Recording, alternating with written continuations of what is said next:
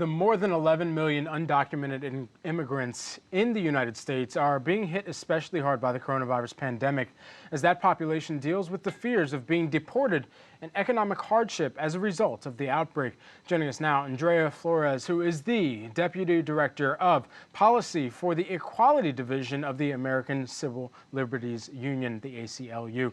Andrea, great to have you here with us today. Thanks for taking the time.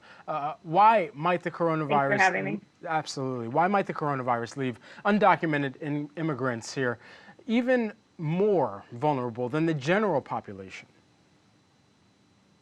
Yeah, so a good way to think about it is that everything that we as Americans are going through with this pandemic impacts especially our undocumented population even more severely. As we all know, there are 11 million undocumented immigrants who live in our communities. And so any public health crisis that also impacts the economy in this way, it's preventing those immigrant families from being able to support themselves and to take good care of their family members in terms of accessing care, buying groceries. Many undocumented immigrants are going to lose their jobs due to the situation with the restaurant industry already facing layoffs.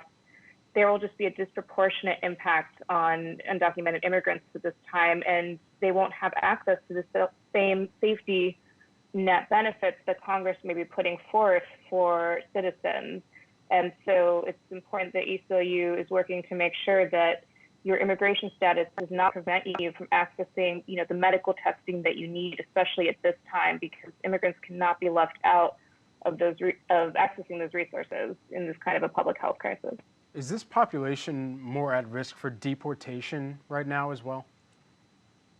Well, we're tracking this issue. Our position is that ICE should stop its civil enforcement activities, those activities especially that would prevent people from accessing care. So if you look at LA or in New York, where it's more important than ever that families can safely, shelter in place, the last thing you want is ICE making people afraid to answer their door and to have families be afraid to leave their homes to get groceries or to access healthcare services, right? If you're preventing people from moving as they need at a time where it's important that you're either at home or making only the most essential trips outside of the house, then it's very dangerous for ICE to be continuing on as though it's business as usual. So that's why we are calling for an end to enforcement activity that would stop people from accessing, especially the health care that they need at this time. According to a survey by the Coalition for Human Rights in California, 95% of the immigrant population is worried about paying bills. 89% of the population worried about losing their jobs.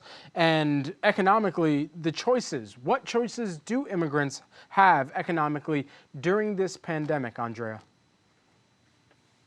Their choices aren't great. I think we have a broken immigration system, and this crisis is only making it more apparent how immigrants are, even if they are undocumented, are an integral part of our economy. And at a time like this, the fact that, we need them in our day-to-day industries, and yet we can't protect them when we go through a big economic recession moment like this. I mean, there aren't a lot of resources there are essentially no resources coming from the government right now. And so then it falls on the community, and it falls on, private actors and community actors who, will be made aware of the fact that immigrants are going to need more community support at this time because right. there isn't a safety net for them. And that is because Congress has not given them the path to citizenship that we've been advocating for. Andrea, just quickly, we have about 30 seconds here. What would you like to see from Congress to address immigrants and the citizens there? I think first and foremost, immigrants need access to testing. I think this moment reminds us that one's immigration status, it doesn't matter at a time like this. This public health crisis impacts everybody, and it's important that your neighbors be tested.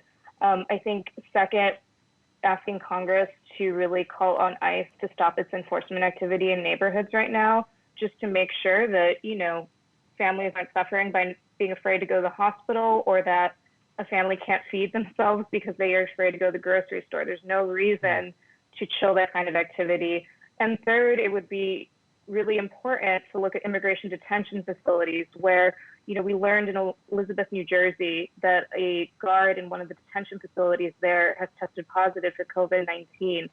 Those conditions are poor even in a time when we are not in a public health crisis. And so we think it's really critical that ICE begin reducing its population in detention facilities, starting with the most vulnerable immigrants. So we're pushing for Congress to take those steps. We're also calling on ICE to take those steps. And it's really important that we don't forget the immigrants who live in our communities, because their health impacts our health, and this crisis impacts everyone. All right, Andrea Flores, who's the Deputy Director of Policy for the ACLU's Equality Division. Thank you so much for the time, Andrea.